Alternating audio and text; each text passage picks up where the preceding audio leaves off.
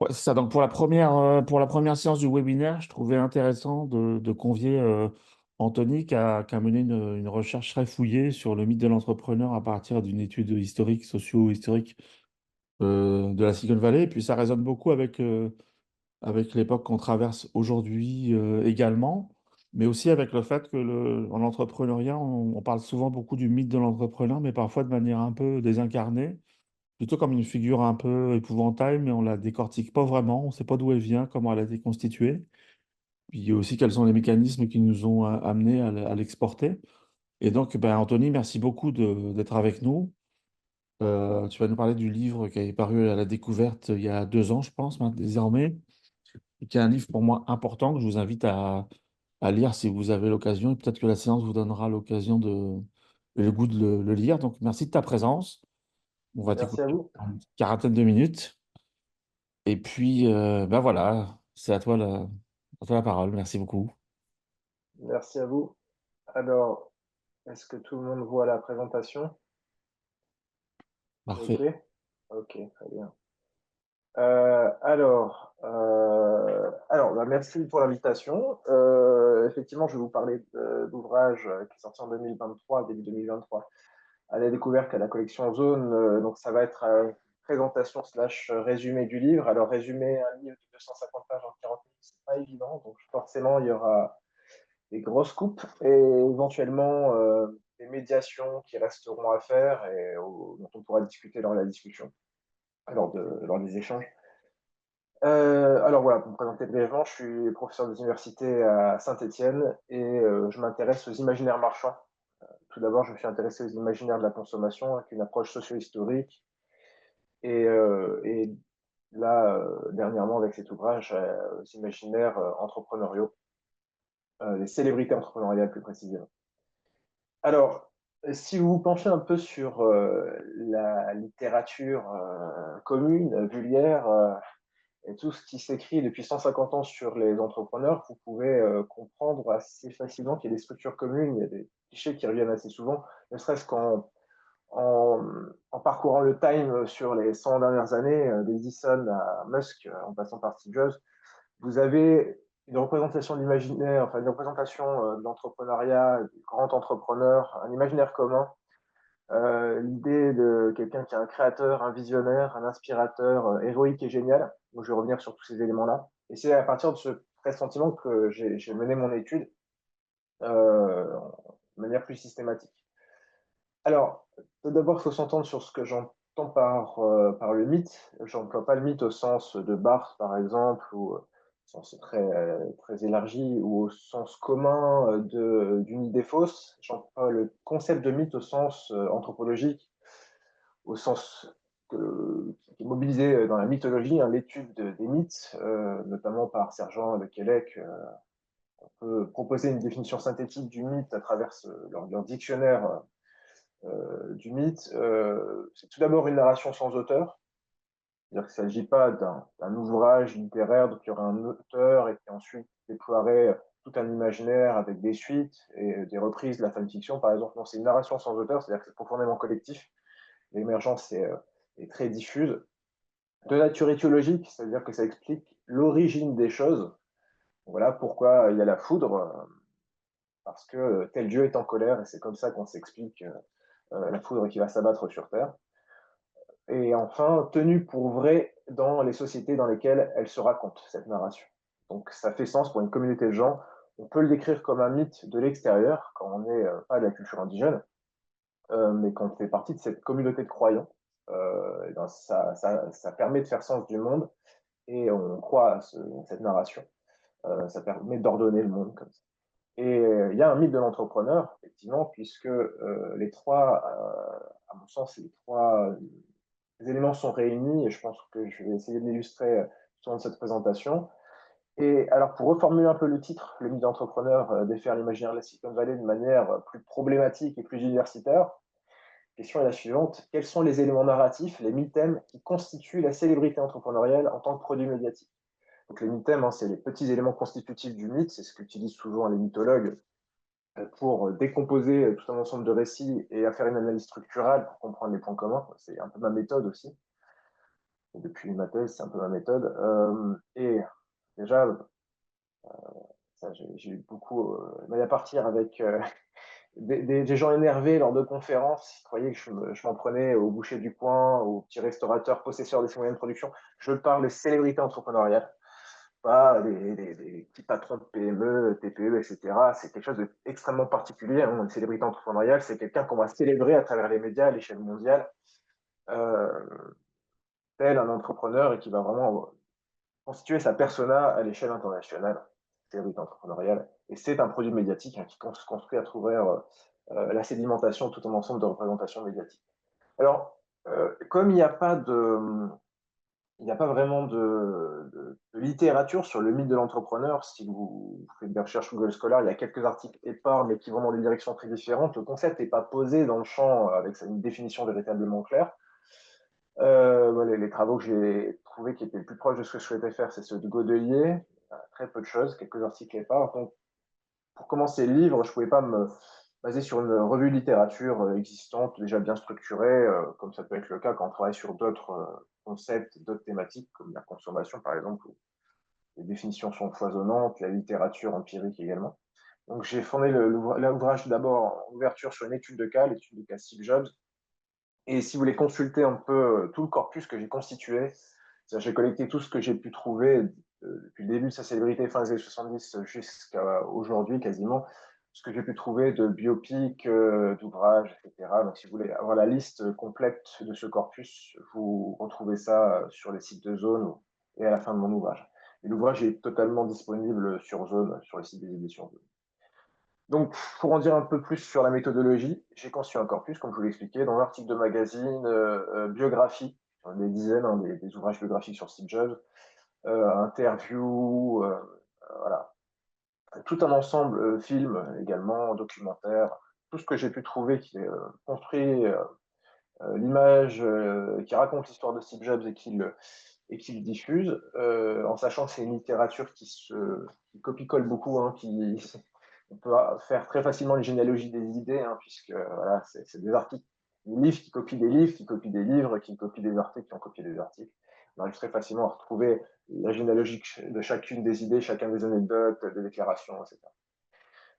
Et ça m'a permis en fait de faire une analyse de la structure du mythe personnel de Steve Jobs, c'est-à-dire qu'est-ce qui est sans cesse répété et quelles sont les choses, au contraire, dont on parle très peu, voire dont les thèmes qu'on n'évoque jamais. Et ça m'a permis aussi de mettre ça en miroir avec une littérature de sociologie économique de la Silicon Valley, du point de vue de la socio-histoire de l'électronique et de l'informatique dans la Silicon Valley à la même époque, et comprendre, essayer de faire le rapport comme ça entre la façon dont nous, travail dont les sociologues, les historiens, les économistes de la Silicon Valley expliquent ce qui s'est passé dans les 70, 80, 90 et comment les biographes, les hagiographes de Steve Jobs ou d'autres expliquent ce que c'est que la Silicon Valley. En faisant un point sur le décalage, comme ça on peut voir tout un ensemble de choses intéressantes. Alors, je vais égrener avec vous tout un ensemble de 1000 thèmes, justement, tout un ensemble de thématiques récurrentes. Tout d'abord, la scène fondatrice du garage. Ça, c'est une scène vraiment importante dans toutes les histoires d'Apple en général et de Steve Jobs en particulier. C'est l'idée que Apple a été créé par deux gamins, Steve Jobs et Steve Wozniak, à l'été 76 à Los Altos, pour répondre à une commande d'un magasin d'informatique local qui leur avait commandé 50 Apple. Donc voilà, ça, c'est véritablement le récit, la scène fondatrice qui nous est resservie partout.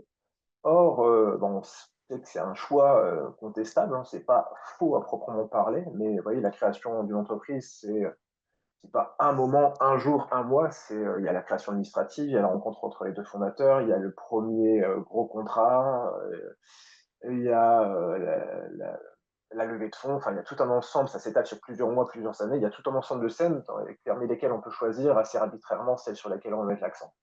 Toujours celle-ci, en fait, dans les récits autour de Steve Jobs. Or, il y en a plusieurs autres qui sont concurrentes, qui sont très peu évoquées et qui pourtant invoquent un imaginaire et des représentations politiques de ce que c'est que l'entrepreneuriat qui sont très différentes. Puisque là, on est face à des gamins démunis qui sortent d'un désert et qui, à la force de leur génie, de leur talent, vont s'imposer quasiment magiquement dans toute une industrie qui était déjà assez bien établie.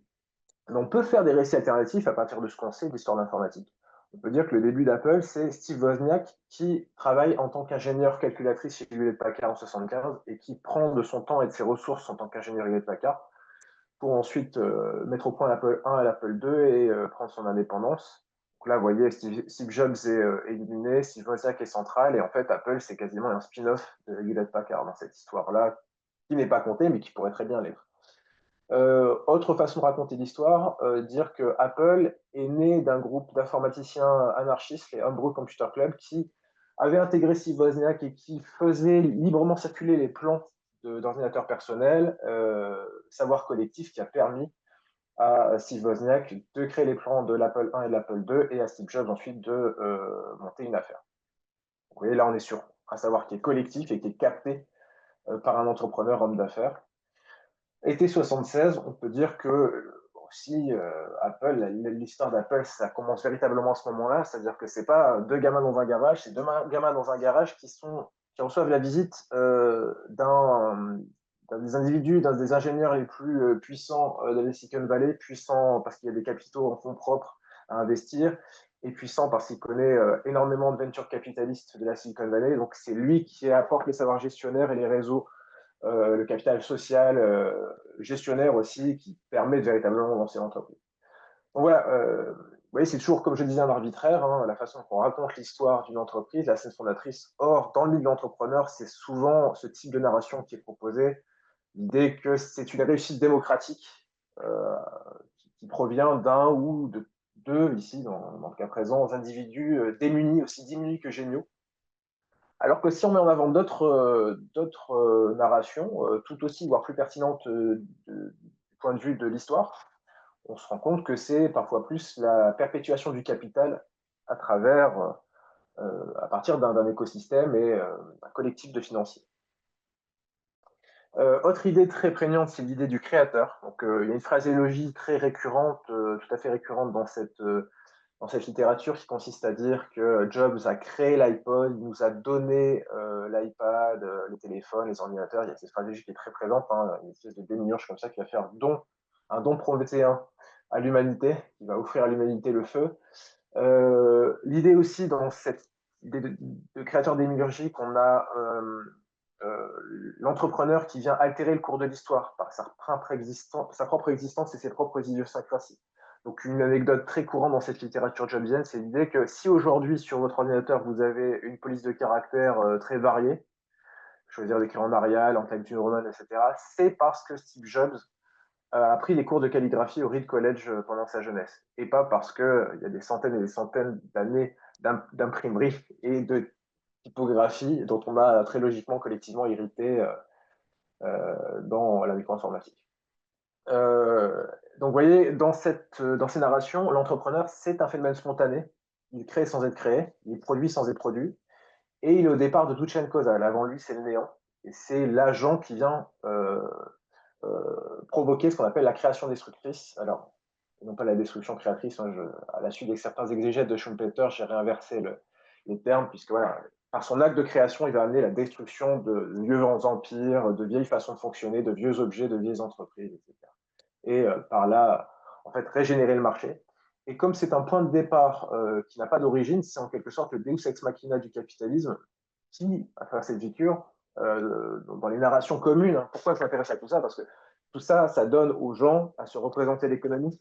Il y a assez peu de gens qui lisent des traités d'économie et des ouvrages assez pointus sur ce que c'est que les écosystèmes dans l'entrepreneuriat. Par contre, il y a beaucoup de gens qui lisent des biographies ou qui s'inspirent de grandes figures entrepreneuriales.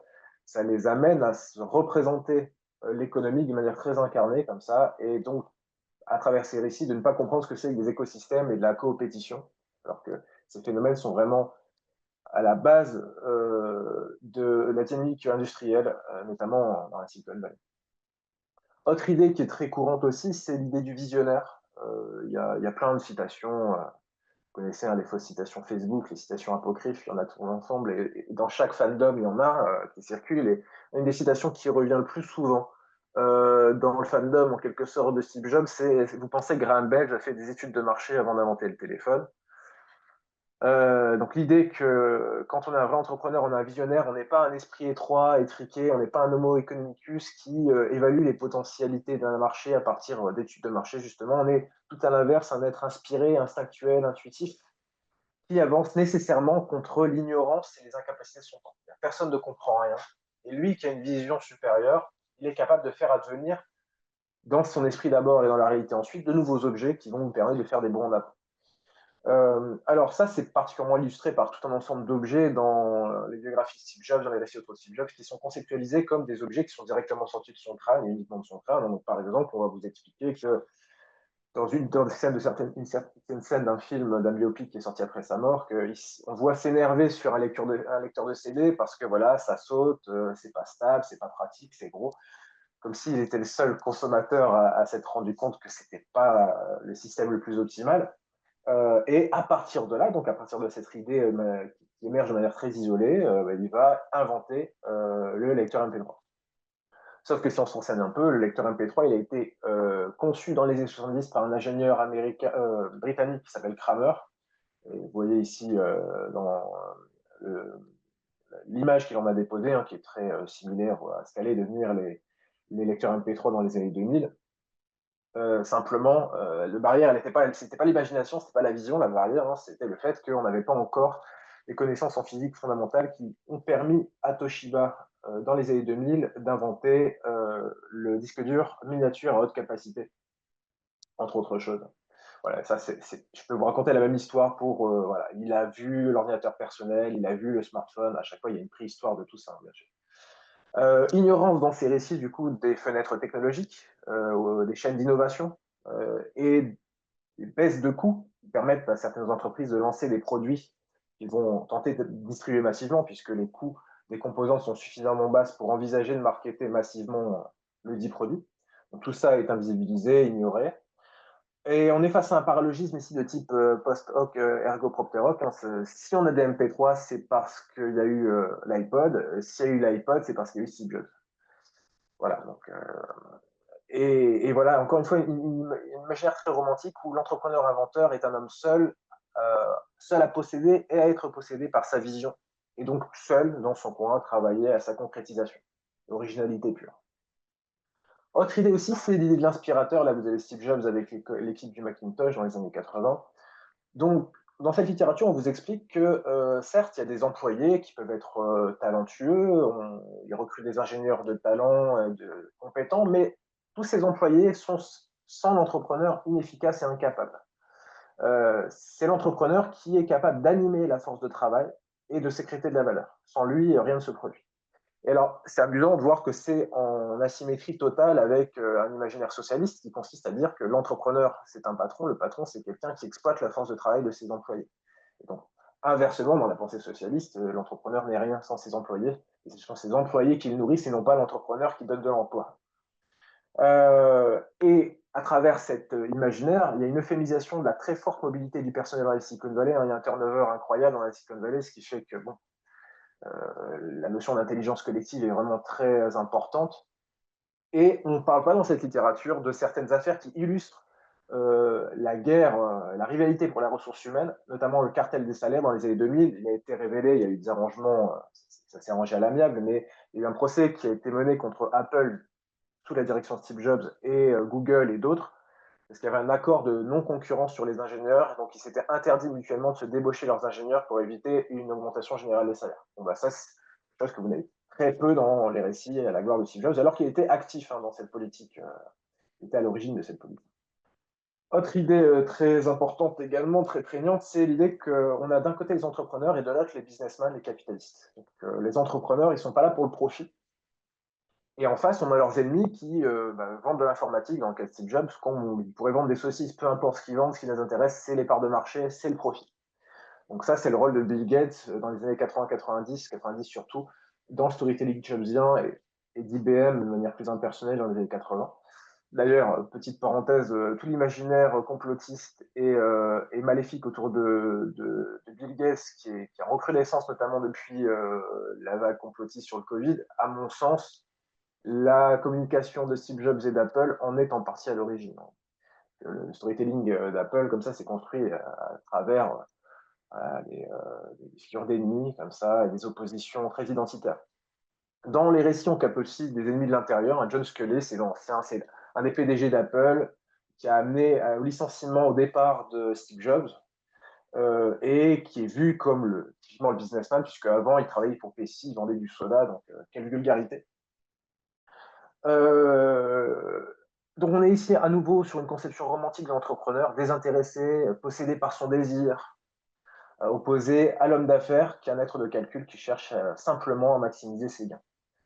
Et là, je reviendrai là-dessus, mais en fond, on a une théorie de la justice en fait par le marché, c'est-à-dire que l'entrepreneur, c'est celui qui combat le capitalisme, qui réussit à faire triompher l'innovation, la valeur face aux agioteurs, face aux rentiers, face aux esprits comptables. Donc c'est quelqu'un qui assure à l'ordre capitaliste et au marché sa vertu et sa légitimité. Autre idée très prégnante, c'est l'idée du génie. Citation ici de Lev Grossman qui dit: comme Steve Jobs, Elon Musk est doté d'une intelligence, d'une capacité de travail et d'une rapidité de décision et d'exécution hors du commun. Ce qui fait de ces deux-là une race à part, c'est leur mode de pensée multidimensionnel. Alors, on comprend bien plusieurs strates dans l'espèce humaine. Il y a des gens comme vous et moi, les pauvres mortels, qui ont une intelligence raisonnable, mais somme toute assez limitée, et il y a des génies. Voilà, je m'amuse, mais c'est vraiment les idées qui sont colportées très, très franchement.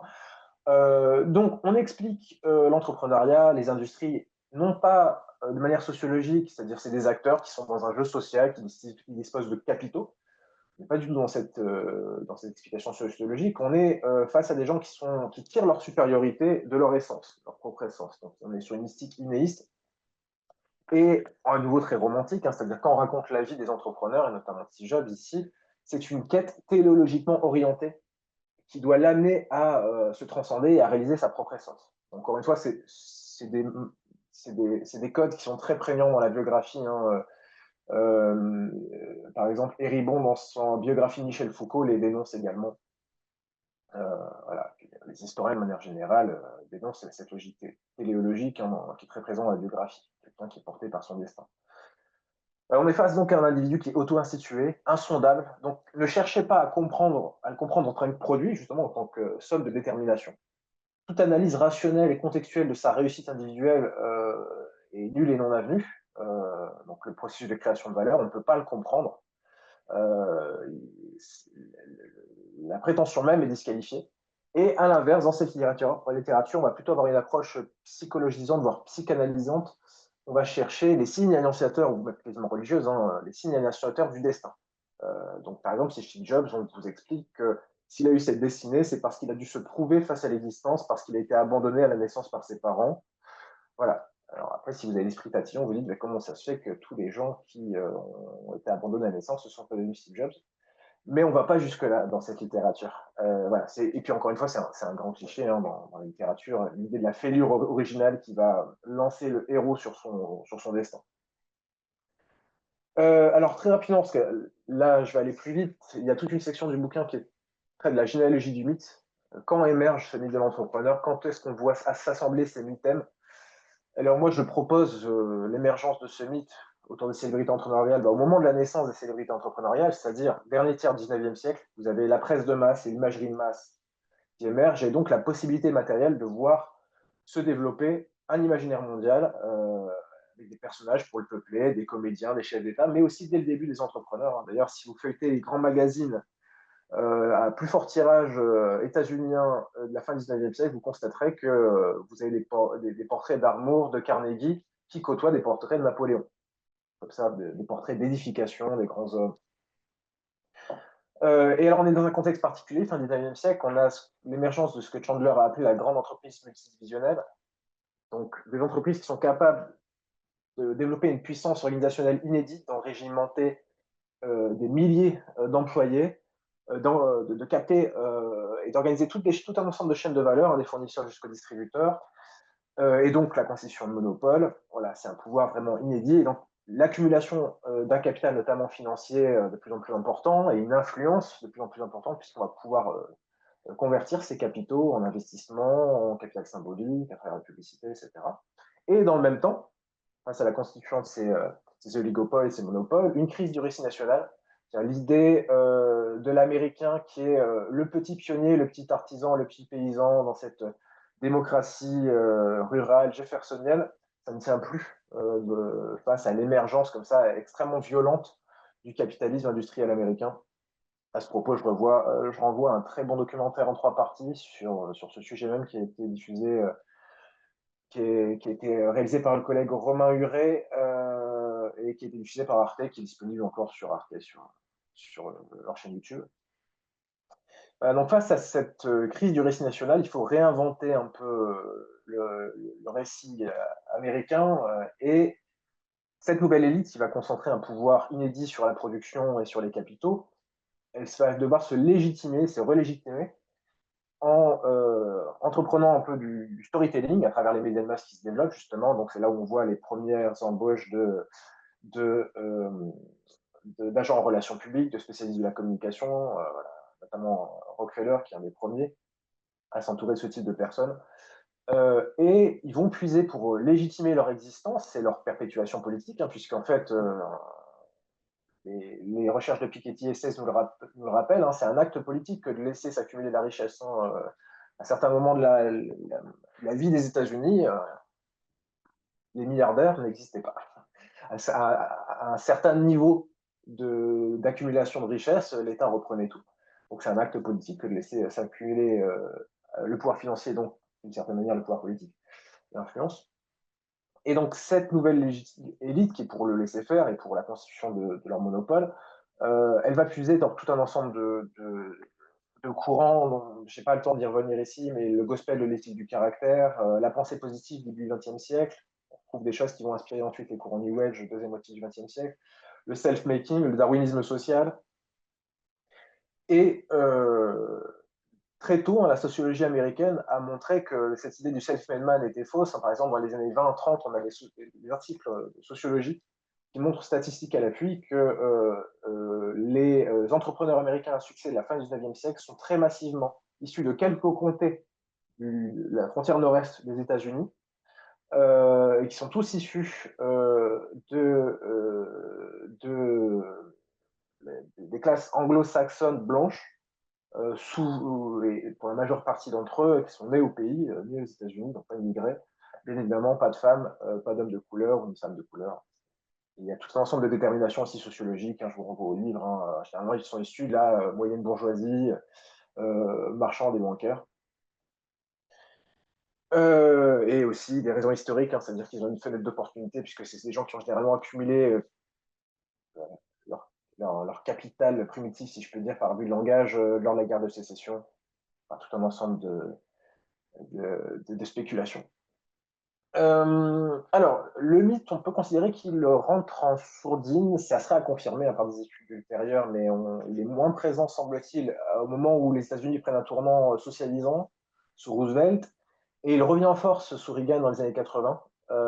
Et on a une phraséologie qui est très courante dans les récits, dans l'épopée économique américaine, on parle des pères fondateurs de l'économie américaine, donc Carnegie, Rockefeller, entre autres, fin 19e, début 20e, jusqu'à Ford. Et ensuite, on a la nouvelle frontière, la tech, dans les années 80, avec comme première figure héroïque Steve Jobs et Bill Gates. Donc on a, avec Reagan, explicitement dans ses discours télévisuels, l'apologie de ces entrepreneurs partir de rien, de ces gamins qui bricolent dans un garage. Hein, c'est vraiment ces textos du Reagan. Qu'est-ce qui allie ces deux époques? Il y a tout un ensemble de constantes. Hein. Il y a des différences, mais il y a aussi beaucoup de constantes. Hein. Bon, tout un ensemble de 8 thèmes qu'on vient de voir sont communs. Je n'ai pas le temps de revenir en profondeur, et on a une idée générale qui traverse toutes les époques, c'est l'idée du prométhéisme technologique, c'est-à-dire l'entrepreneur est celui qui, par ses innovations technologiques, économiques, industrielles, commerciales, va permettre d'outiller l'humanité et de la propulser sur la route du progrès indéfini. Alors, on peut se dire que finalement, l'entrepreneur héroïque, c'est une variation sur le thème du grand homme, puisque si vous vous intéressez un peu à l'histoire, et notamment aux hagiographies historiques, et notamment à la façon dont, par exemple, la droite césariste conçoit l'histoire, ou dans la manière dont on concevait l'histoire en France, par exemple, sous la Troisième République, le roman national, bon, il y a quand même beaucoup de choses en commun. Hein. Vous les schémas que je vous ai proposés là, les items que j'ai proposés là, vous les appliquez aux hagiographies de Napoléon et ça colle très très bien. Alors du coup, qu'est-ce qui est différent? On pourrait se dire au final tout ça c'est la même chose. Alors oui, il y a des structures communes et des mécanismes communs dans l'héroïsation, mais c'est des héroïsations qui sont dirigées et qui sont porteurs de valeurs et assez différentes. Comme l'expliquent les anthropologues, hein, et les mythologues, les héros sont des symbolisations d'une collectivité et l'expression d'un idéal. Donc si on revient en fin 19e, début 20e, Troisième République en France, on a des héros nationaux qui exaltent l'amour de la patrie, l'ardeur au combat et le sacrifice guerrier dans le cadre de la rivalité franco-prussienne, franco-allemande, bien sûr. On a aussi les héros chrétiens qui accueillent le martyr hein, dans l'imitation de Dieu, l'imitation de Jésus, qui fait don de sa personne à Dieu avant d'être sanctifié. Voilà. Et là, on a l'exemple de Jeanne d'Arc qui cumule deux facettes. Et alors là, de manière un peu provocante, hein, de quoi il est porteur, le héros entrepreneurial, en termes d'idéal et de symbolisation d'une collectivité, d'une société bonne. Donc, quelle théorie politique de l'ordre social s'exprime en creux? Alors, en résumé, à travers cette littérature, on conçoit le marché comme un espace démocratique et égalitaire où se prouvent et s'éprouvent les individus. C'est-à-dire que le marché, c'est un infaillible opérateur de justice sociale qui va, par la lutte concurrentielle, placer chaque individu à hauteur de son propre mérite. En conséquence, le marché ne génère que des inégalités acceptables, puisque si les méritants sont self-made, les imméritants aussi sont self-made. Et au final, on n'est pas responsable de là où on est né, mais on est toujours responsable de son parcours et de là où on a fini. Là où on a terminé. Et voilà, donc c'est une espèce de marché, ce qui permet de faire émerger une aristocratie naturelle des talents. Donc on est dans cette littérature passée mystique inéiste, une anti-sociologie qui refuse toute surdétermination. Chacun ne peut être expliqué que par lui-même. Ça désamorce toute réflexion sur la construction socio-historique des positions sociales et sur les pouvoirs institués. Vraiment, si on peut retenir qu'un seul terme face à cette littérature, c'est vraiment une logique anti-sociologie, anti-sciences sociales de manière générale, puisqu'on ne s'interroge pas du tout sur la production, les déterminations, les effets de système, etc. Alors, à quel point la recherche en gestion a-t-elle contribué à propager le milieu entrepreneur? Et là, c'est de l'inédit, c'est pas un résumé de mon ouvrage, c'est des directions que je pose ici face à des collègues chercheurs. Euh, alors, pour les deux derniers slides. Alors, tout d'abord, oui, il me semble qu'il y a tout un travail à faire pour penser l'émergence de la recherche en entrepreneuriat dans le contexte du néolibéralisme des années 80. Je place quelques jalons dans l'ouvrage en expliquant qu'il y a concomitance, hein, c'est-à-dire qu'au moment où on a le tournant néolibéral en Angleterre, aux États-Unis et même en France sous Mitterrand à partir de 83, on a le financement et la mise en valeur de l'homme entrepreneur, de l'entrepreneur qui n'est pas un assisté, qui crée de la valeur, qui crée de l'emploi, etc. Et on a le financement dans les universités des premiers parcours en entrepreneuriat, les recherches, les chaires, etc. Ça a été déjà exploré en partie par des différents auteurs des Critical Entrepreneurship Studies. On voit l'ouvrage pour les sources hein, des travaux en question. Mais à mon sens, ça reste encore à creuser, en fait, cette espèce d'interfécondation. Autre chose aussi, c'est intéressant de voir qu'au début de la recherche en entrepreneuriat, on a une recherche par trait qui est très prégnante, c'est-à-dire on va chercher à quantifier, à catégoriser et à savoir qui est un entrepreneur, qui ne l'est pas, qui ne l'est plus. Et on va avoir une approche très psychométrique sur la personnalité entrepreneuriale. Et par là, en fait, on s'inscrit en quelque sorte dans le milieu de l'entrepreneur, ou en tout cas dans une vision très individuelle de ce que c'est que l'entrepreneuriat, puisque on est face à des forces intrinsèques. Et la façon d'aborder le sujet dans les premières années, dans les années 80-90, on retrouve l'éthique du caractère tel qu'il est célébré au 18e, 19e siècle, avec l'idée d'un succès entrepreneurial qui est généré par le travail, l'effort, la volonté et l'audace, c'est-à-dire par des exploits individuels. Il faut partir de l'individu pour comprendre ce que c'est que l'entrepreneuriat. Bon, ça a déjà été critiqué dans un article célèbre d'Ogbor en 2000. Et alors, j'aimerais bien ensuite, pour illustrer en quoi, oui, dans la littérature de recherche en gestion en entrepreneuriat, à mon sens, on retrouve tout un ensemble de composantes du mythe de l'entrepreneur. La citation que je vais vous faire là, qui a été publiée dans un journal de management et stratégie, est à mon sens éloquente et se passe de commentaires. L'entrepreneur a la capacité de voir ce qui n'est pas là. La vision est la clé, c'est la capacité à identifier un marché mal desservi, l'intuition à concevoir de nouveaux produits, services ou méthodes capables de conquérir des marchés. Le sixième science qui mène à une compréhension du temps, du lieu, du produit et du marché. C'est la vision entrepreneuriale qui guide l'acte de volition qui aboutit à l'ensemble du phénomène que nous étudions. La création d'entreprise, l'orientation et l'entretien d'une entreprise, la croissance et le développement d'une entreprise. Voilà, c'est un article que j'ai lu dans le Journal of Business Strategy en 96. Là, à mon sens, on retrouve tout un ensemble de mythèmes que j'ai décrits précédemment, le créateur, le visionnaire, le génie. Et les termes utilisés sont assez forts. Hein. Autre voie de recherche, à mon sens, dont je ne m'occuperai pas, certainement. Allez-y, si ça vous motive. Là, je vous ai affiché, en fait, alors il y a le musée d'ethnographie de Neuchâtel qui a adapté mon bouquin dans le cadre de leur exposition Cargo Cult. Et en fait, ils ont commencé une analyse euh, comment dire, plus systématique, c'est-à-dire qu'ils ont repris la scène du garage, l'ennemi, les seconds invisibilisés, tout ça. Et en fait, ils ont fait un tableau et ils ont montré les structures communes entre Carnegie, entre autres, hein, Ford, Walt Disney, Jobs, Bezos, Musk. Et voilà, c'est très intéressant. Je ne sais pas si je crois qu'elle est encore.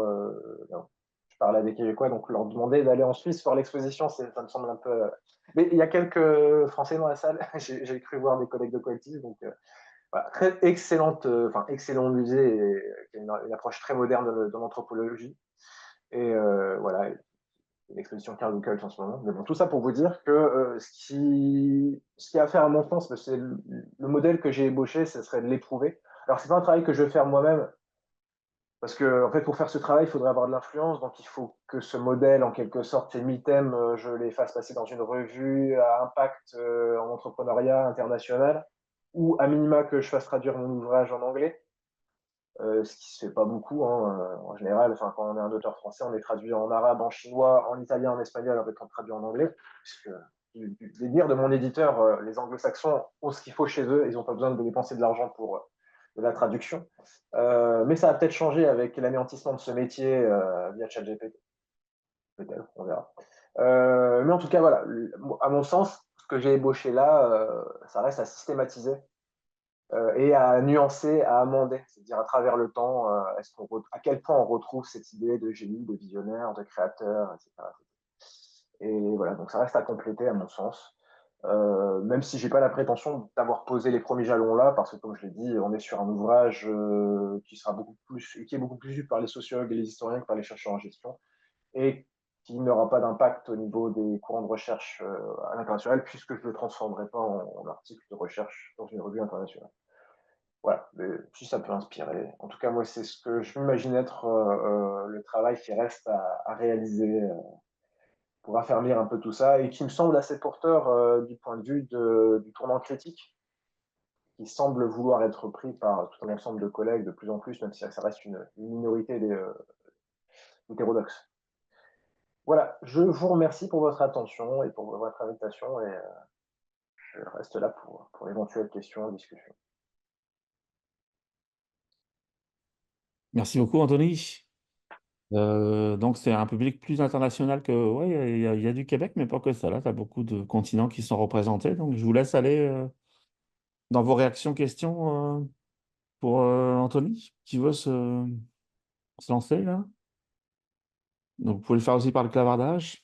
Il y a Hamida, je vois, qui veut. Je me permets? On t'écoute. Oui. D'abord, merci beaucoup pour cette présentation qui est très intéressante, qui ouvre beaucoup de voies à nous, les chercheurs, pour visionner, euh, je parle de moi, autrement, l'image de l'entrepreneur et le mythe qui est en train de glorifier et de présenter l'entrepreneuriat comme le Graal par rapport, surtout je parle des pays du Sud, parce que moi, mon terrain, c'est le Liban. Et ma question, en fait, elle porte sur l'entrepreneur et la façon de véhiculer une image dans le pays du Sud euh, une image de l'entrepreneur qui est le sauveur de la société et le sauveur de la famille, le sauveur de la communauté, et aussi en utilisant des outils qui sont importés des pays du Nord. Et parfois, l'entrepreneur qui est issu d'un pays du Sud doit faire avec, et parfois ça ne peut pas coïncider à la demande du marché, ça ne peut pas coïncider même à sa façon de pratiquer dans des pays qui sont différentes, au moins culturellement, du pays du Nord. Est-ce que on est en train de visionner ou bien de véhiculer dans les discours entrepreneuriat l'entrepreneur comme artefact social qui est là pour jouer le rôle de sauveur, surtout dans des pays qui sont je peux dire, en effondrement, qui souffrent de conflits euh, depuis longtemps. Merci. Je ne sais pas comment vous voulez procéder, si vous voulez, il y a plusieurs questions qui soient posées, ou si je réponds question par question, si vous voulez rendre plusieurs Comme intervenants, vous je ne le sais pas comment on voulez, fait. comme vous le voulez. Question par question, ça me semble pas mal, quoi. Ok, ça marche. Merci pour votre commentaire, votre question. J'abonde dans votre sens. Je peux juste vous dire ce que ça m'évoque. En fait, quand j'ai sorti le bouquin, j'ai reçu des lettres désagréables, des mails désagréables. Il y en a un qui était mi-agréable, mi-désagréable, et qui disait ça sert à rien ce que vous faites, parce que le vrai sujet, c'est pour étudier l'impact de ce mythe dans les pays du Sud. Et lui, travaillait dans un pays d'Afrique subsaharienne. Et d'après lui, ce mythe d'entrepreneur et aussi toute l'industrie livresque du développement personnel entrepreneurial participaient de la suggestion et de l'impuissance du pays dans lequel il se situait. Et alors je lui ai répondu vous avez raison, mais avec l'université publique française, j'ai déjà du mal à me payer un Paris-Marseille, à me faire financer un Paris-Marseille, à leur faire des mois de terrain en Afrique subsaharienne, ça va être difficile. Donc, ceux d'entre vous qui ont la possibilité de le faire, là ou ailleurs, hein, allez-y, effectivement, il y a vraiment un boulevard, à mon sens, en termes de recherche là-dessus, parce qu'effectivement, voilà, ne serait-ce qu'à travers la pensée néocoloniale, décoloniale, il y a tout un ensemble de choses à dire, en fait, hein, dans la position de cet imaginaire, à travers le concept de soft power aussi, hein, on peut aller jusqu'à conceptualiser la France comme une colonie américaine dans les années 40-50, où le soft power américain s'est exercé au niveau cinématographique, au niveau musical, etc. Alors, bien évidemment, c'est pas Haïti hein, ou Cuba, hein, on a beaucoup moins souffert. Mais il y a eu une influence structurante sur la culture française, hein, sur toute l'Europe de l'Ouest. Et dans les transferts culturels qui ont été opérés ces dernières décennies, l'entrepreneur, la figure mythifiée d'entrepreneur, c'est aussi une importation importante et qui a contribué à façonner nos imaginaires, notre conception du bien et nos politiques publiques, notamment les politiques de distribution et de redistribution, les politiques fiscales, etc. Tout ça, ça a énormément de conséquences. Si vous considérez que l'entrepreneur est le créateur et donc à la source de la création de valeur, bah, effectivement, l'impôt et l'impôt progressif, bah, c'est du vol. Les syndicats n'ont rien à dire sur la gouvernance de l'entreprise, puisqu'ils ne sont pas visionnaires. Voilà, il y a tout un ensemble de conséquences politico-économiques qui sont très importantes et qui restent à étudier dans différents cadres géographiques et culturels. Tu as une question dans le clavardage, Anthony, en gros, qui te demande, c'est Asma qui te demande si tu as traité de la construction du mythe par le rapport à l'échec entrepreneurial. C'est intéressant. Oui, généralement, l'échec, les clichés qui sont rattachés à l'échec dans cette littérature, c'est la traversée du désert et la renaissance du phénix, hein, c'est-à-dire par exemple, dans Steve Jobs, il y a une expression, la littérature sur Steve Jobs, il y a une expression très intéressante qui est The Second Coming of Steve Jobs. très christique, hein, c'est comme ça que les Américains appellent la résurrection du Christ, hein, de Second Coming. C'est-à-dire, voilà, après 10 ans, avoir erré, après avoir été licencié, avoir essayé de créer Next qui n'a pas fonctionné, il revient aux commandes d'Apple, après une expérience aussi positive chez Pixar. Ça fait partie comment dire, des schémas établis.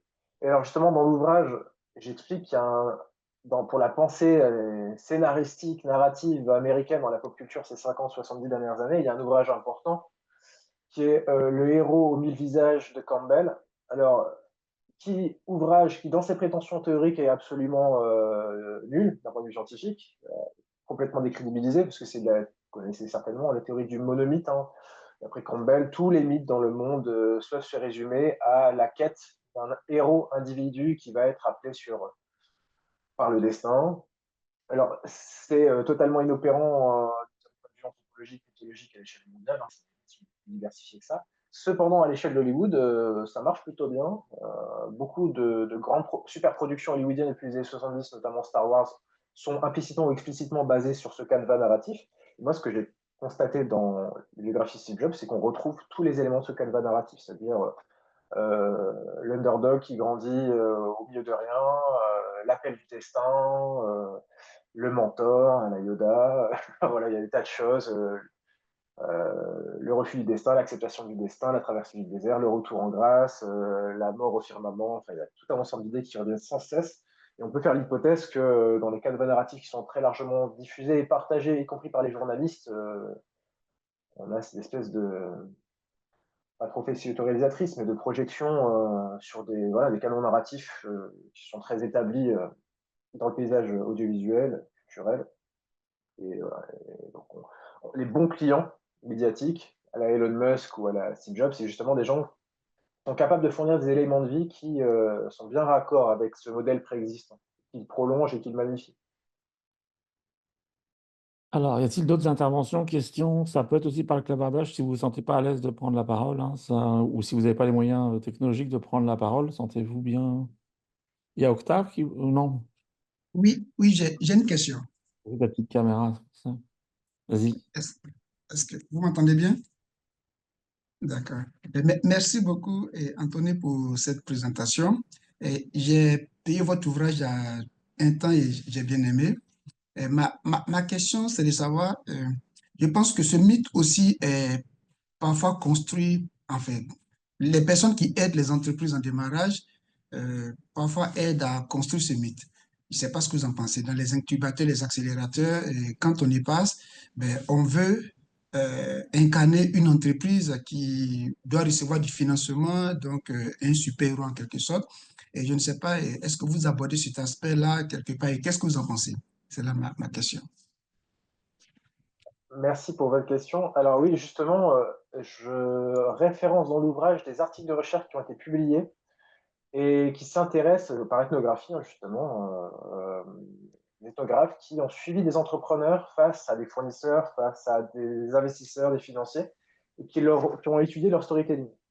Et ils ont montré que, bon, on trouvait, sans l'appeler comme ça, mais on retrouvait tout un ensemble d'éléments de pitch très inspirants, pour reprendre un terme employé par ces individus et dans cette littérature, et qui épousait pas mal tout ensemble de choses qu'on peut voir dans le milieu d'entrepreneur, et qui stratégiquement se différenciait, c'est-à-dire qu'on présentait pas, on fichait pas tout à fait son entreprise de la même façon qu'on était face à un consultant en management, un fournisseur, un client et un financier. Et ils ont étudié tout ça. Je renvoie à ça dans l'ouvrage, en fait. Donc effectivement, c'est aussi... Moi, je me suis intéressé vraiment à ça au niveau médiatique, hein, célébrité médiatique, et donc comment on raconte. Je me suis intéressé davantage à la façon dont on raconte tout ça dans les médias depuis 150 ans et comment ça s'infuse dans l'imaginaire collectif, et donc comment ça percole aussi dans la façon dont le public, pas nécessairement formé, va se représenter l'économie, mais de manière plus micro et intra aussi, dans les cercles entrepreneuriaux, managériaux, etc. C'est un imaginaire qui est présent, bien sûr. Après, on peut aussi s'imaginer qu'il y a une forme de cynisme. Euh, Toute la déconstruction de ce mythe, un entrepreneur ingénieur dans l'électronique qui sait le faire, hein, il voit très bien que, bah oui, ce qu'on voit arriver sur le marché maintenant, on en discutait déjà il y a 20 ou 30 ans, il n'y a pas d'inspiration de génie et d'individus comme ça isolés, etc. Et toutes ces déconstructions, la part son expérience parce qu'il arrive à le faire. Ça doit varier d'individu à individu, mais tout de même, ils ont ce savoir autochtone qui est important et qui leur permet d'avoir un recul critique. Mais, de manière plus cynique, c'est des éléments qu'on peut remobiliser. Et alors là, à quel point c'est du jeu de dupe, je ne sais pas, il faudrait faire une enquête de terrain dans la Silicon Valley. Il y a un cas qui est assez fascinant, qui est celui d'Elizabeth Holmes, qui avait fait d'énormes levées de fonds sur pas grand-chose, hein, c'est une histoire connue, vous aurez certainement entendu parler. Il y a eu un petit documentaire, des ouvrages, à la suite d'une enquête du Wall Street Journal. Et on se demande, les investisseurs en face, s'ils ont évalué l'entreprise à l'aune de véritables perspectives solides ou simplement en fonction de la capacité de cette entrepreneuse à maîtriser les canons de la narration jobsienne. Voilà, moi, je ne peux pas m'exprimer là-dessus, je n'ai pas les compétences suffisantes. J'ai une autre question. Il faudrait faire une étude de terrain. Mais d'ailleurs, il y a une étude de terrain qui est sortie l'an dernier sur la Silicon Valley aux éditions, je crois, du Seuil. Je pourrais faire une petite recherche et vous fournir, et qui fait un peu ce travail de terrain, même si ce n'est pas par rapport à l'imaginaire entrepreneurial, mais qui fait une étude de terrain à la Silicon Valley. Ouais, tu as une question Les de bac. récits. Alors, il y avait avant, en parlant de narration, quel récit alternatif pourrait être construit pour mettre en lumière les formes de résistance et de transformation sociale portées par les entrepreneurs marginalisés? Et enfin, ensuite, il y avait la construction sociale du mythe n'est-il pas nécessaire pour la promotion de l'entrepreneuriat? Alors, première question. Sur les récits alternatifs. Alors voilà, bon, ces deux questions, je vais faire une réponse qui m'est propre, hein. Moi, je suis un chercheur marxiste. Donc, ça veut dire que j'utilise les cas du marxisme et les concepts du marxisme pour voir le monde, non pas parce que je suis amoureux de Karl Marx et de ses successeurs, mais parce que je considère que c'est les concepts les plus performants, les plus adéquats pour décrire ce qui se passe, au niveau économique et social notamment, et puis aussi les post-marxistes, la Bourdieu, etc. Donc, je vais répondre depuis ce point de vue avec ces lunettes-là qui sont les miennes. Et en prononçant aussi un peu plus en tant qu'individu, parce que là, on est sur du prescriptif. Hein, et donc, à mon sens, il n'y a pas d'imaginaire alternatif sans capital. Pour avoir une influence sur les imaginaires collectifs, il faut constituer une force, il faut avoir un impact, et donc il faut avoir du capital symbolique qui se construit à partir d'efforts publicitaires, d'efforts médiatiques, d'efforts d'influence.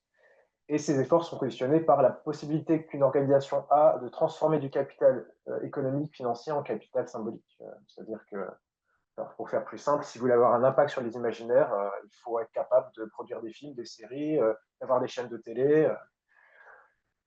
Voilà. Donc, les imaginaires alternatifs, structurellement, ils n'émergent pas en dehors des marges, puisque c'est pas, pour reprendre des cas très concrets, c'est pas les milliardaires français qui possèdent les médias aujourd'hui en France, comme Bolloré par exemple, ils vont s'amuser à critiquer leur propre modèle d'affaires et de société. Donc, moi, je suis pas très optimiste là-dessus. Ensuite, la construction sociale du mythe n'est-il pas nécessaire pour la promotion de l'entrepreneuriat? Sans doute, mais je ne considère pas qu'il faille faire la promotion de l'entrepreneuriat. Moi, je suis plus intéressé par des modèles économiques et macroéconomiques alternatifs. Notamment, je renvoie aux travaux de Kocheyan et Durand, qui sont, à mon sens, les seuls pensées solides pour faire face aux désastres écologiques et à l'urgence climatique, c'est-à-dire la planification sociale et démocratique. D'ailleurs, c'est des auteurs, ils ont fait comment bifurquer, qui essayent de penser à partir de la nouvelle puissance algorithmique des nouvelles capacités de planification, qui ne sont pas ceux de l'URSS il y a 100 ans. Hein. On a des capacités à planifier le marché selon des critères sociaux, écologiques et démocratiques, et donc à déposséder au final les grandes entreprises de leur pouvoir de décision sur ce qu'est notre économie et la forme qu'elle prend. Voilà, moi je suis plus dans ce courant-là. Je ne considère pas qu'il faut faire la promotion de l'entrepreneuriat, tout en étant là, parce qu'encore une fois, il ne faut pas s'imaginer, que les gens qui n'ont pas trop de culture en marxisme, ils s'imaginent que les marxistes sont, quand ils sont prescripteurs, ils sont contre l'entrepreneuriat, les entreprises et le libre marché. Non, pas totalement. Par exemple, je vous renvoie aux travaux de Bernard Friot, qui lui a un modèle positif Et il explique que les peuples, à travers l'État, nationalisent et monopolisent le commerce de l'eau, par exemple, et de certaines choses. Par contre, pour fabriquer des montres, ça reste un libre marché, régulé certes, mais c'est plus au niveau de l'investissement que dans ces modèles alternatifs et communisants. On a une abolition de la propriété privée des moyens de production, donc des entreprises qui appartiennent à leurs salariés, et un investissement qui passe par une espèce, je résume et je simplifie, une espèce de banque centrale d'investissement qui est aux mains de la population à travers tout un ensemble de jurys. Voilà, très grand coup de cuillère à peau. Je vous renvoie aux travaux de Bernard Friot, par exemple, et de Kechelan et Durand pour voir tous ces modèles alternatifs. Voilà, mais dans le cadre actuel, en fait, oui, c'est pas quelque chose que je peux adresser. J'ai un nouveau commentaire. Merci beaucoup pour cette présentation. Je m'interroge sur l'emploi des mots mythes et imaginaires. Que pensez-vous de l'idée d'idéologie entrepreneuriale pour refléter la puissance et l'infiltration de ces mythes dans la société? Alors, merci beaucoup pour cette question. Effectivement, moi, je me suis un peu creusé la tête pour savoir quel était le maître mot dans ce travail. Et ça a été mythe. Alors déjà, l'idéologie, il y a plein de définitions, hein, mais en fait, pour moi, mythe, c'est beaucoup plus englobant dans le sens où il y a un imaginaire qui se développe. Encore une fois, hein, je revois à la définition, une narration sans auteur, profondément collective de nature étiologique. Et cette mythologie, qui est à l'état plus gazeux, elle peut être mobilisée à travers des idéologies, des discours idéologiques et des politiques concrètes qui vont venir défendre tels intérêts de telle classe sociale, etc. C'est comme ça que j'ai distingué les deux, et c'est pour ça que je parle des conséquences idéologiques du mythe dans le dernier chapitre de mon ouvrage. Alors, la vision est peut-être un peu artificielle, mais c'est comme ça que conceptuellement je l'aborde. Mais ça peut être abordé différemment. C'est juste que moi, en fait, j'ai été orienté par mes outils analytiques, théoriques et méthodologiques. J'ai analysé la situation en mythologue, et du coup, je suis parti du mythème et du concept de mythe, et de ces pré-notions-là, pour ensuite naviguer vers les conséquences idéologiques, sociétales, etc. J'enchaîne, du coup, il y a notre question. Vous parlez de célébrités entrepreneuriales, notamment l'exemple de Steve Jobs. Est-ce que vous avez aussi étudié au passage comment le mythe pourrait participer à la construction de la célébrité entrepreneuriale et comment défaire le discours dominant autour de ce mythe? Alors, c'est très difficile de dissocier la construction du mythe et la construction de la célébrité entrepreneuriale. En fait, c'est dual. C'est-à-dire que qu'est-ce qui fait qu'un entrepreneur devienne célébrité? C'est à travers, alors jusque récemment, depuis 10 ans, il y a les réseaux sociaux, il y a tout un ensemble de gourous d'entrepreneuriat qui ont développé une économie autour de, enfin, ils mobilisent ce mythe autour de leur économie personnelle parce qu'ils font du freemium, premium autour de conseils où ils commercialisent leur propre présence et leur propre parole charismatique. Mais jusque très récemment, on était quand même sur une espèce de dyade célébrité entrepreneuriale en devenir ou aspirante, et de l'autre côté des médias qui sont capables de faire et de défaire des réputations et de promouvoir des individus et leurs produits. On n'est pas sur la publicité, on est sur du reportage, hein, c'est la publicité gratuite. Et on a des bons clients d'un côté, des gens comme Steve Jobs qui ont l'aura, la puissance charismatique, qui sont particulièrement éloquents, d'autres qui sont de moins bons clients, d'autres qui pourraient être de bons clients, mais qui n'ont pas forcément la volonté de le devenir. Je pense que souvent, une des plus grandes entreprises au monde qui est désincarnée, c'est Google, c'est Brin et Page, qui ont un niveau de célébrité vraiment ridicule par rapport à l'importance qu'a pris leur entreprise dans le monde, leur entreprise Google, même s'ils en sont sortis, par rapport à Elon Musk, par exemple, qui a des entreprises qui en elles-mêmes sont, jusqu'à récemment en tout cas, étaient beaucoup moins connues que lui-même, qui les a endossées. Voilà, donc à mon sens, c'est indissociable en fait, parce que justement, il y a toute une plurivocité, il y a tout un ensemble, les entrepreneurs eux-mêmes, tout un ensemble de médias, journaux, magazines, émissions de télévision, etc., jusqu'à récemment, en plus tout ce qui se passe sur les réseaux sociaux, qui collectivement donne naissance à la fois au mythe de l'entrepreneur et à son pouvoir de célébrité. Et comment défaire le discours dominant autour du mythe? Là, je reviens à 3 questions en arrière. À mon sens, on ne peut pas si on n'a pas de capital. Et pour avoir du capital, il faut être capitaliste. Donc non. Enfin, si ça se défait un jour, à mon sens, c'est qu'on aura changé de modèle économique, qu'on sera sorti du capitalisme dans sa phase néolibérale, peut-être en restant dans un modèle capitaliste, mais qui sera autre, plus relocalisé, on va dire, protectionniste, je ne sais pas, une autre phase, mais là, ça sera d'autres. Tant que ça restera le capitalisme, de toute façon, il faudra légitimer le pouvoir. individuelle et capitaliste. Et donc, à mon sens, encore une fois, c'est mon point de vue, je ne vois pas dans l'avenir, le mythe entrepreneur restera là, il va juste aménager ses contours. Là, on est dans une... et voilà, et ça, on voit beaucoup l'air du temps. Par exemple, Carnegie, fin 19e siècle, c'était un entrepreneur socialisant, entre guillemets. Donc, il disait abattre ses ouvriers, mais à côté de ça, il disait socialiste et il avait des bonnes œuvres. Et darwiniste, un poil darwiniste, il expliquait que bon, il était à l'avant-garde de la race humaine, et que c'est lui qui menait le progrès. On n'a pas ces discours de légitimation, d'auto-légitimation aujourd'hui, mais on a des évolutions sur les courants politiques. Steve Jobs, c'était beaucoup plus libertarien de gauche, même si ce n'est pas forcément grand sens, mais bon, voilà, culture hippie et libre marché. Et récemment, Musk, qui tourne en droitier, on est beaucoup sur un technofascisme, on va dire, si ça continue comme ça. Je sais pas, c'est encore trop récent pour qu'on puisse se prononcer véritablement. Donc ça, mais les mitaines de base restent les mêmes.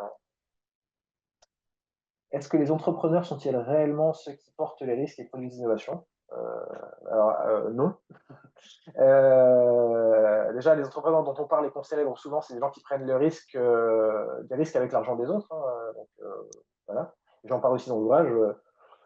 La notion de risque aussi, c'est intéressant parce que dans le dernier chapitre de l'ouvrage, j'explique que c'est très difficile la recherche entrepreneuriale parce que comment on définit un entrepreneur? En fait, il n'y a pas de réponse. Est-ce que ça a un rapport à l'innovation? Est-ce que ça doit être une innovation radicale, incrémentale? Qu'est-ce que c'est qu'une innovation radicale? Comment on la définit? Donc, ça renvoie à une autre définition, à notre concept. Est-ce que c'est par rapport à la prise de risque? Du coup, qu'est-ce que c'est que la prise de risque? Et là, je renvoie à une contre-argumentation qui est souvent produite, c'est-à-dire est-ce que l'entrepreneur qui dirige son usine prend plus de risques que l'ouvrier à la chaîne qui risque son doigt, ses mains, son dos? C'est connu comme objection. On l'a soulevé déjà fin 19e siècle dans la littérature socialisante. Voilà. Je réponds à grands coups de cuillère à peau là, mais vraiment pour un développement complet, je vous conseille de lire le tout dernier chapitre de mon ouvrage. Il y a tout un sous-chapitre là-dessus et qui montre aussi que la recherche entrepreneuriale, souvent on se choisit une définition de ce que c'est que l'entrepreneuriat, l'entreprise, l'entrepreneur. Mais il y en a beaucoup de différentes. Ce qui n'est pas un problème scientifique en soi. Il y a tout un ensemble de champs comme ça. On a des catégories très flottantes, très englobantes. Voilà, il n'y a pas d'autres questions. Donc, je rends la parole. Est-ce qu'il y a des personnes qui veulent intervenir de manière orale? Non.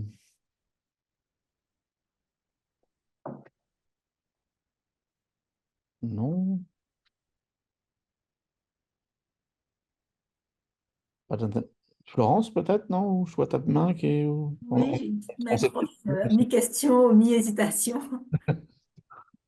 Merci en tout cas pour les réponses aux questions. J'aurais adoré venir au début, je ne pouvais pas, j'enseignais, mais dans la réflexion issue des questions, je me suis posé la question suivante. Comment un mythe s'active? Je pensais notamment à Elon Musk. Le plus vieux d'entre nous, on a connu une vie sans Elon Musk. On ne savait pas qui était ce mec. Et pourtant, il avait fait PayPal déjà avant. Et puis d'un coup, il est partout sur toutes les langues, dans toutes les bouches. Et je me pose la question, et c'est un peu pareil aussi pour peut-être Steve Jobs, et je me pose la question de à quel moment ça bascule et ça passe d'une personne qui œuvre dans peut-être un petit cercle fermé et beaucoup d'entre-soi à une reconnaissance de plus grande ampleur, en fait. Merci pour ces questions très intéressantes et stimulantes. Pour donner quelques éléments de réponse, parce que c'est vraiment des éléments, la construction de la célébrité entrepreneuriale, ça prend du temps. Elon Musk, on a l'impression de le voir surgir depuis quelques années, parce que c'est pas seulement pour des raisons politiques, mais si vous reprenez la presse américaine, j'ai fait une recherche sur Elon Musk sur ces 15 dernières années. Il commence à faire parler de lui fin des années 2000, début des années 2010. Et en fait, il fait partie des gens qui ont bénéficié en quelque sorte la recherche effrénée de la nouvelle incarnation de l'esprit entrepreneurial américain après la mort de Steve Jobs. Il y a eu plusieurs personnes, et ça on le voit à travers l'histoire américaine. Au moment où Steve Jobs a émergé, également, il y avait plusieurs candidats, notamment pour se trouver un héros dans l'Amérique des années 70-80. On cherchait à réincarner l'entrepreneur de l'automobile à travers des figures comme DeLorean, par exemple. ou un entrepreneur dont le nom m'échappe, d'origine italienne, qui avait sorti sa biographie, qui était la plus vendue de l'histoire d'Amérique à l'époque. Iacocca, je crois, je me rappelle. J'écorche son nom certainement. Enfin, bref, et DeLorean est tombé pour un trafic d'héroïne, je crois, ou cocaïne, enfin, pour une affaire comme ça. Son voiture s'est effondrée. Donc déjà, il y a ça, est-ce que les affaires sont pérennes? Yakoka, elle est dans une vieille industrie automobile, il y a la concurrence japonaise et allemande en face, et c'est une industrie en faillite, et l'espoir de voir renaître GM et toute cette industrie a été de courte durée. Et finalement, les espoirs se sont fixés sur une toute nouvelle industrie, la tech, l'électronique, la micro-informatique, et le regard s'est tourné vers des gens comme Steve Jobs et Bill Gates, entre autres. Voilà. Donc il y a ce facteur-là, hein, parce qu'en fait, ça fait partie d'un récit national aussi, de se chercher des héros. Voilà, hein, c'est l'Amérique qui se regarde elle-même aussi, hein, dans sa façon de se créer des héros en entrepreneuriat comme ça. Et donc, ça va, ces facteurs comme ça de contexte politique, culturel, industriel vont façonner ici l'intérêt des médias et donc la capacité que vont avoir les entrepreneurs à attirer l'attention sur eux. Une des capacités, enfin, on peut être par exemple quelqu'un d'extrêmement charismatique, qui passe bien dans les médias, mais si on évolue dans une industrie qui est en déclin ou qui fait plus rêver, qui faisait rêver fin 19e siècle, le pétrole par exemple, mais qui fait plus rêver aujourd'hui, ça va être compliqué de devenir un nouveau héros moderne. Voilà. Il faut toujours incarner et se situer dans une industrie qui invoque l'avenir et l'espérance. Voilà, il y a toutes ces choses-là. Et ensuite, sur la bascule, comme je l'ai évoqué, en fait, les entrepreneurs meurent, il en faut des remplaçants. Et ça circule comme ça. Et, et, et aussi, on bascule aussi sur des régimes politiques. Alors, on ne le voit pas, depuis 50 ans, on ne le voit plus parce qu'on est dans le régime capitalisme néolibéral, mais première moitié du XXe siècle, on était rentré dans une phase capitaliste, on va dire, de compromis social-démocrate, où on avait, suite aux pressions politiques très fortes, je vous invite à revisiter l'histoire du mouvement ouvrier, hein, fin 19e siècle, voilà, les attentats ouvriers, les mouvements anarchistes et communistes très forts qui s'en prenaient aux patrons. On avait l'idéal communiste qui avait le vent en poupe depuis la Commune de Paris en 1870, puis ensuite depuis 17 avec l'URSS.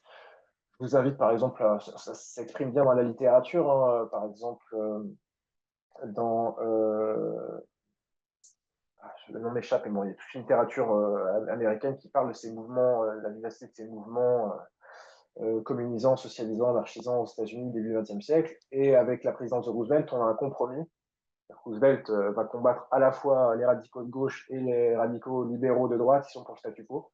Donc, voilà, il faut réinjecter de l'impôt, employer massivement sur les données publiques les chômeurs en la grande dépression pour éviter l'implosion. Et on a eu ces compromis en fait tout le long de l'histoire d'opposition, la guerre froide, on a eu ce compromis avec des démocraties de marché, on va dire, et des économies mixtes. Ça s'effondre à partir des 70-80 et plus encore dans les années 90.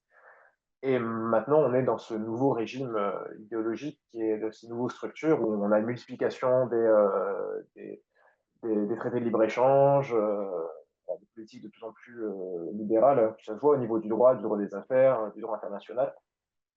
Voilà, même s'il y a toujours un fond de rivalité géopolitique et de reconstitution des blocs. Voilà, tout ça, c'est structurant en fait pour savoir qui on fait émerger et les mouvements de bascule et le fait que le milieu entrepreneur va être plus ou moins prégnant ou au contraire rentrer un peu plus en sommeil. Encore une fois, bon, là, ce que je viens de dire dans la dernière phase, c'est à mettre à l'état d'hypothèse. C'est-à-dire qu'il faudrait, certains l'ont fait et donc je me repose sur leurs travaux, mais il faudrait le faire en propre. Il faudrait analyser tous les grands magazines d'influence américains de la fin 19e jusqu'au milieu deuxième tiers du 20e siècle pour essayer d'étayer cette hypothèse que en fait, ce mythe rentre en sourdine très largement des années 30 aux années 60-70. Et d'après les auteurs qui ont travaillé là-dessus, que je cite dans mon ouvrage, on met en valeur d'autres personnalités et on représente les entreprises à cette époque davantage comme des forces anonymes. Je veux dire à certains auteurs que les plus grands PDG et les plus grandes entreprises de l'époque pouvaient très bien se balader dans la rue et étaient parfaitement inconnus du grand public. Voilà. Autre intervention? J'ai une dernière question, Olivier, si tu me permets. Peut-être aussi, ça a été mentionné, et excusez-moi si je fais répéter. Il y a une question que je me pose souvent, c'est quoi, en regard avec le mythe justement et ces idéologies-là, le rapport ambigu avec l'éducation, l'éducation universitaire, l'éducation scolaire des individus. Je trouve parfois il y a un rapport extrêmement ambigu en lien avec le fait de se former, d'acquérir une éducation euh, universitaire ou autre, hein, et l'entrepreneuriat. J'aurais aimé avoir votre opinion. Est-ce que le mythe rajoute ou non dans cette ambiguïté-là? Vous pouvez préciser votre pensée parce que je ne saisis pas tout à fait ce que vous avez en tête. Dans ce que je veux dire, c'est que souvent dans ce que je comprends, hein, en tout cas, des mythes en entrepreneuriat, il y a souvent, en tout cas, c'est ma compréhension que euh, l'école ne sert à rien, pourquoi faire des études. Et quand on regarde plus profondément, on peut reprendre Elon Musk qui a fait des études en administration, Bill Gates qui était dans une Ivy League et qui avait fait de grandes études, des gens de Google qui ont un PhD. Donc, je trouve qu'il y a un relationnel très ambigu dans ce discours-là. Et je me pose, est-ce que le mythe joue dans cette ambiguïté-là? Et c'est quoi l'intention finalement derrière de dire ça aux personnes? Parce que bon, on connaît quand même les bienfaits de l'éducation sur les individus. Donc, c'est la question que je me pose. Je ne sais pas si je suis claire, hein. Oui, très bien, ça répond bien à ma demande de précision. Alors, effectivement, alors, si on fait une analyse des incarnations du mythe, la fin du 19e siècle jusque dans les années 70, les grands héros de l'entrepreneuriat, comme Carnegie, Rockefeller, c'est des bons bourgeois, des figures paternalistes en chapeau de forme. Et on a une mutation esthétique à partir des années 70, 80, où on a des gens comme Bill Gates qui sont en t-shirt, jean, pieds nus. Jusqu'à aujourd'hui, c'est un peu le modèle, hein. Elon Musk avec son bandana, son perfecto, Mark Zuckerberg avec son jean et ses claquettes Adidas. Bon, il y a d'autres ramifications, hein. C'est aussi l'évolution dans l'histoire du costume et de l'habillement, hein. Les riches et les pauvres ne s'habillent plus de la même manière, elles ne se distinguent plus par le vêtement de la même manière, même s'il y a des distinctions très fortes qui sont peut-être plus subtiles qu'il y a un siècle et demi. En fait, à partir des années 70-80, on a un peu, moi j'aime bien comparer ça au Nouvel Hollywood. Vous voyez, l'histoire du cinéma américain, vous avez le Nouvel Hollywood avec des anti-héros qui arrivent en force dans les années 70, De Niro dans Taxi Driver, par exemple, voilà, les films de Cimino, etc. Et ça prend le contre-pied du western à la papa, où on a des good bad guys, des figures très paternelles et bonhommes. Et dans l'imaginaire américain aussi entrepreneurial, il y a ce contre-pied. C'est-à-dire qu'il y a cette esthétique un peu hippie, rebelle, et il y a un tournant très fort, c'est-à-dire que on célèbre plus le vieux patriarche, mais plutôt le jeune drop-out, c'est-à-dire celui qui a arrêté ses études, donc typiquement qui abandonne ses études, Zuckerberg ou avant Steve Jobs, etc., parce qu'il a le courage de se lancer sur le marché et de toute manière, il a une hauteur de vue qui fait qu'il dépasse la médiocrité de l'environnement universitaire et des besoins qui excèdent bien ce qu'on peut lui proposer en termes de formation, etc., etc. Donc il y a cette idée, et encore une fois, c'est très romantique, hein, c'est très individuel, on est beaucoup dans le culte de la supériorité du génie, il s'émancipe de toutes les structures de formation bien déterminées. Et ça, je pense que c'est renforcé dernièrement par un nouveau modèle économique dont j'ai parlé. Mais encore une fois, c'est une hypothèse, il faudrait faire des études. Enfin, ce serait très difficile à démontrer de toute manière. Mais vous voyez des gens comme, alors je ne sais pas si vous les connaissez au Québec ou dans vos pays respectifs, mais en France, il y a des groupes d'entrepreneuriat très connus comme Oussama Hamar ou Denzel, qui se racontent aussi sur ce mode-là. J'ai grandi en banlieue, j'étais rien de personne, mais à 14 ans, voilà. Ce qu'il dit aussi d'Elon Musk, je trouve ça hallucinant. La dernière fois, je suis tombé sur une émission.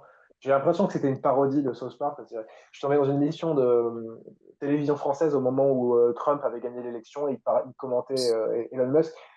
Et ils étaient à répéter qu'il avait lu toute l'encyclopédie Britannica avant 10 ans. Mais la source de cette information, c'est lui-même, hein. C'est quand même pas très sérieux.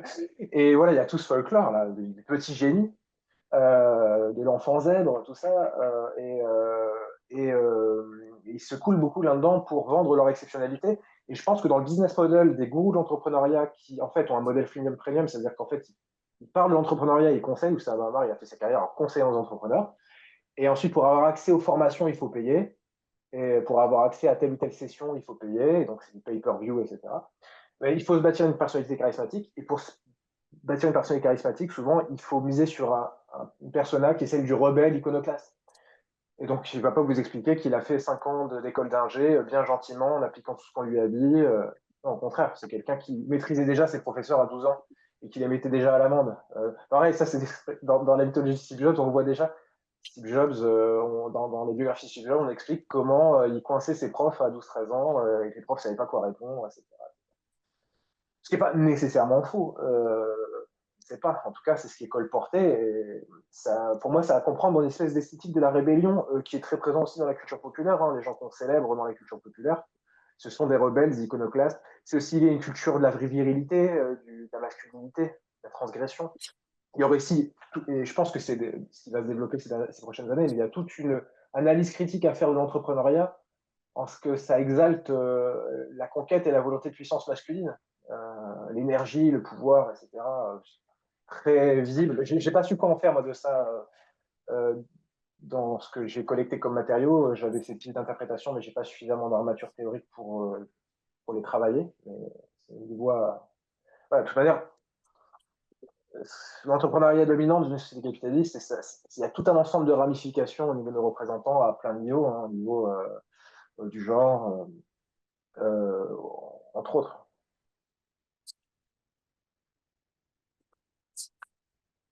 Une dernière question de Anya. N'oubliez pas, il y a les petites mains électroniques. Là, on avait oublié ça, là, mais c'est plus facile que de vous repérer sur l'écran. Mais je vois qu'Amida, tu lèves ta vraie main.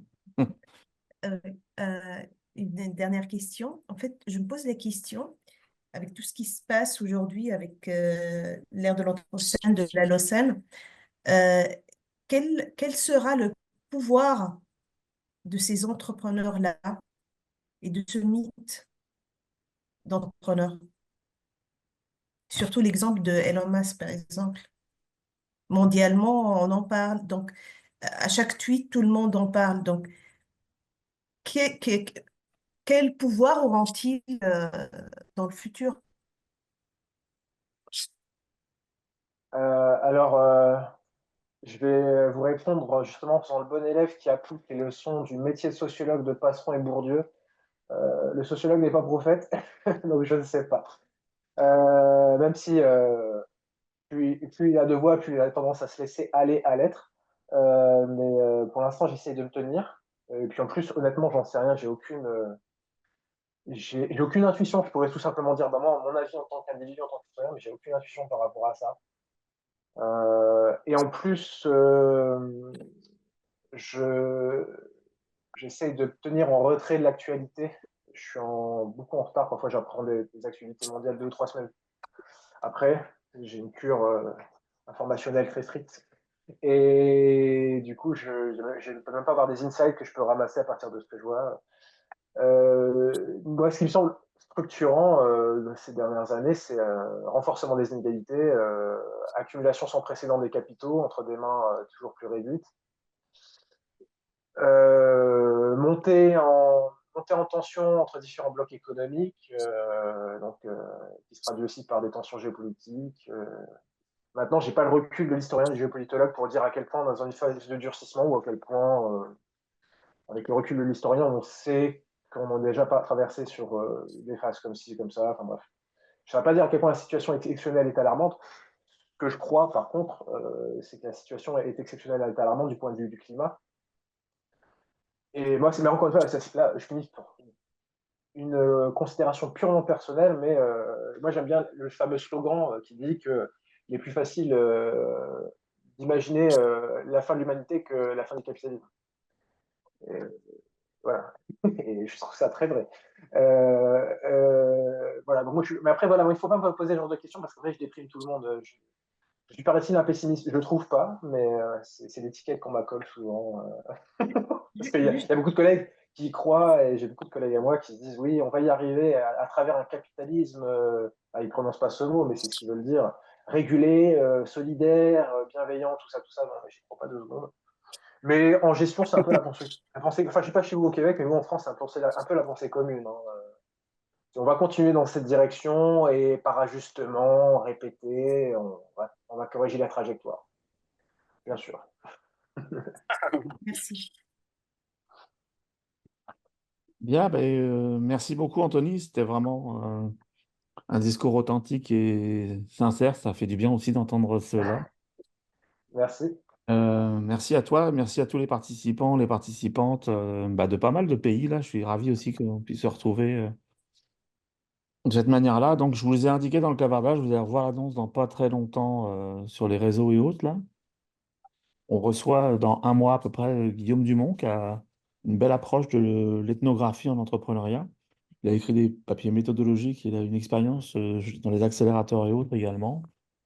Donc, ça nous permettra de partager son expérience méthodologique. Donc voilà, merci à toutes, merci à tous. On la retrouvera, on va créer une petite chaîne YouTube pour rendre accessible tous ces webinaires si tout le monde est d'accord. Encore une fois, si quelqu'un a un inconfort quelconque, vous me le signalez, même dans la partie questions-réponses. Et voilà, portez-vous bien, bon dîner ou bon souper en fonction de où vous vous situez sur ce petit globe. Et à bientôt. Merci beaucoup. Merci. Merci. Au revoir. Au revoir.